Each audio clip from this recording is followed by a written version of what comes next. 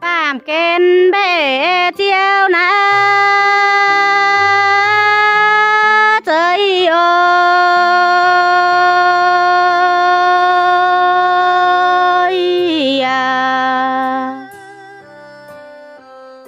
diêm tàng bé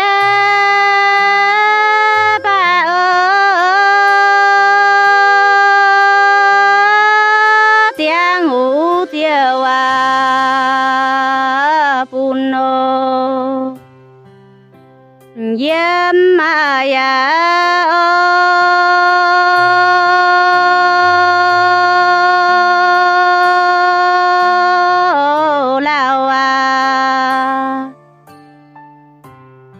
diêm thao bé tiếng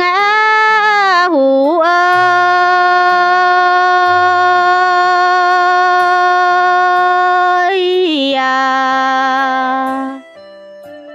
lời gọi bé này ở bên ô